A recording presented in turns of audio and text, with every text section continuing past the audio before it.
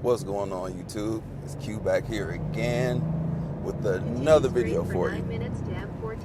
And today's video, I want to talk about, while I'm so rudely interrupted by GPS, I want to talk about, is the CT4 V Blackwing a good value? Now, I'm going to answer this question in two different aspects, new versus used. So before I start talking about new and used, I want to talk about what this car has to offer. Now, I bought my CT4 V Blackwing to be my fun, four-door practical daily driver, to do family trips, drop my kids off at school, and to be the adult car when I need to do adult things and carry adults around. So this car is feature rich. The infotainment screen is kind of lacking in how it looks, and the size is small, but it works flawlessly. I've never seen any errors with it, no issues. Cluster looks great. I got a lot of features in my car in particular, and my car is a 20-year anniversary. The Arrival Edition, the Mondrian to be exact, they have 3 different Arrival Editions, and you can tell by this, like the red on the seats. I have silver paint, but I have an orange wrap on here. But my car is loaded to the gills. Carbon fibers on the back of the seats, front splitter, canards, rear diffuser. Well, the base ones come with carbon fiber down here, but it's just features galore. The only thing that is missing is Super Cruise, and I have a 24. Super Cruise was not available.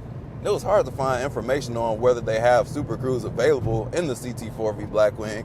They really don't market this car, and even on the website when I was looking to buy one before I bought this one, they didn't have any information on Super Cruise. I'm like, can I get the manual with Super Cruise?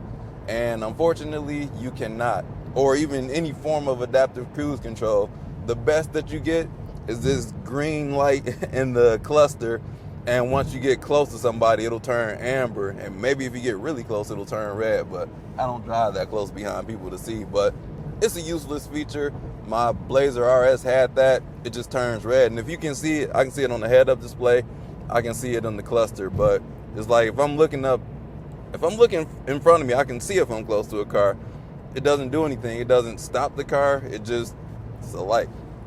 But this car does have a heated steering wheel, which is great because it's 30 degrees out here, and it automatically turns on. The heated seats automatically turn on too when I start the car. And this is a 6-speed manual, so I don't have Super Cruise. That would be lovely if I did. But for 25 and 26, I believe that's when they introduced Super Cruise to the CT4 and CT.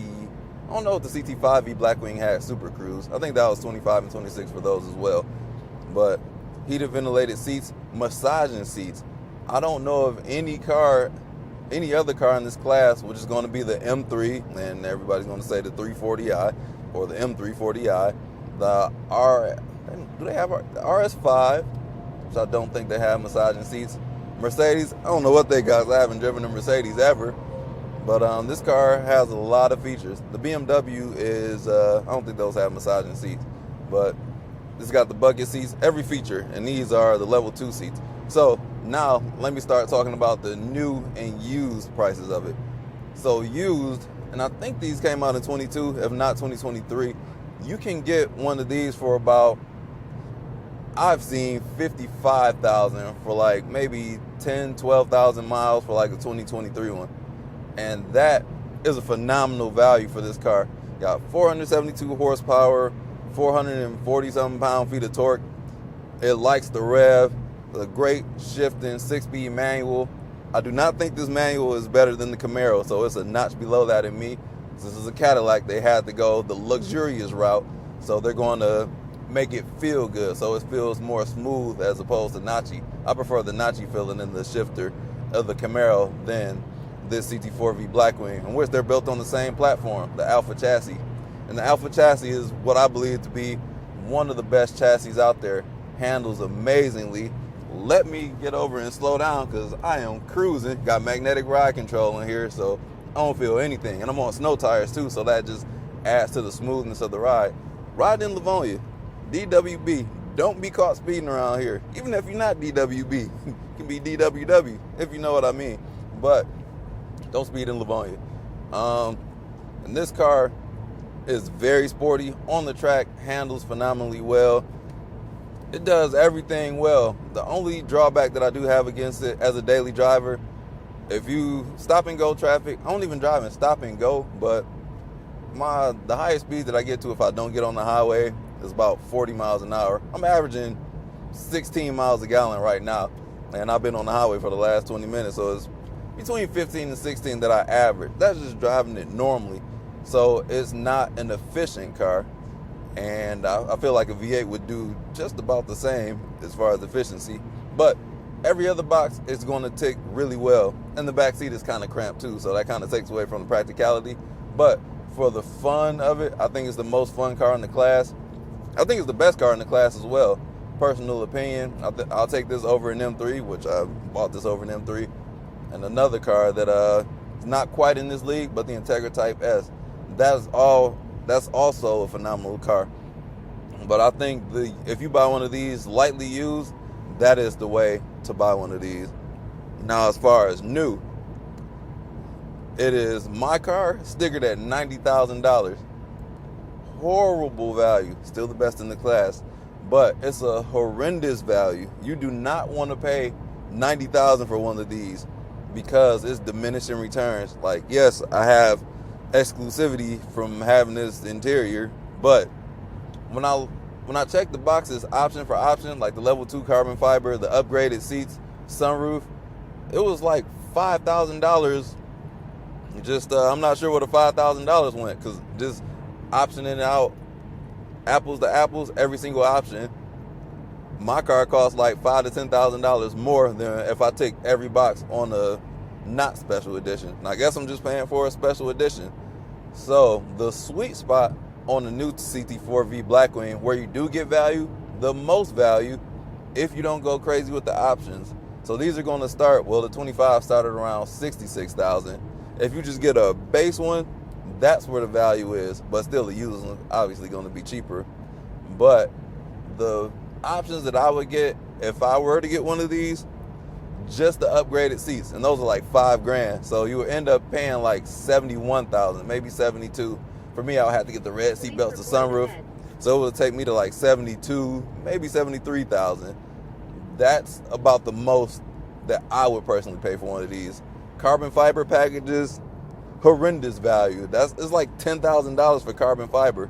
If you love carbon fiber, more power to you, but it's going to take away all the value in this car to me, to be honest. And then these special editions, which you can get a GM employee discount. The dealers are willing to move on these 24s that are still sitting around, which there still might be some out there. I haven't checked in a while, but there's deals to be had on these. But used is going to be the better option of these.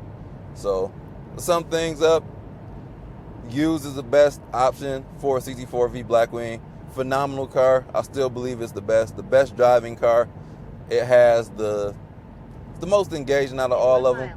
It's going to lack in practicality with the rear seats. The front seats are comfortable as well. Initially, if you're breaking one of these in new with the upgraded seats, they're kind of tight at first, but once they break in, they're perfectly comfortable.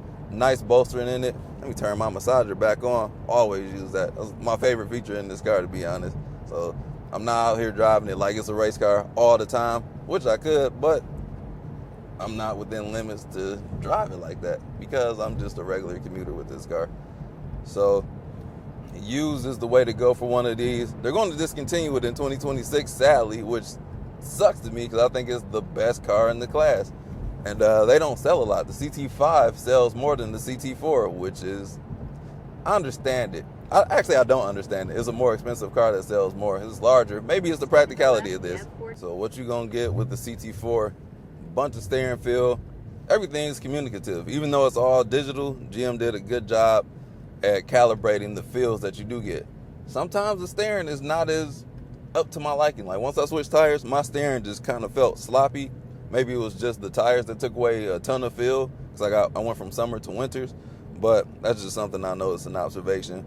But for just an all-out enthusiast practical car, it's the best at any cost, especially under $100,000.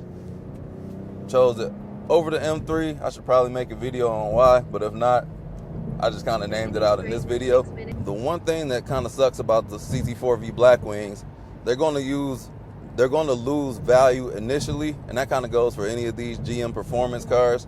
Like that first year or two, they're going to drop low, and then they just kind of taper off. They really don't drop below that certain threshold. Like, I do not see these dropping below. It's going to take a minute to drop below 50,000. Like, to see one of these at 40,000, it might take like 5 more years from now, in which this will still be a phenomenal deal at 40 grand. So now, if you want a real great value without all the updates that the CT4 V Blackwing has, go check out the ATS-V. So those can be had in the, I think, about 30,000 for a good clean example. So maybe a little bit more depending on mileage, but those are just as good. They only has like 10 horsepower less, 'cause I know you guys care about horsepower. And the only drawback to that is the interior is kind of garbage. It has an analog gauge and the Cadillac Q system, CUE, not QUE. It is abysmal. I used to work on those.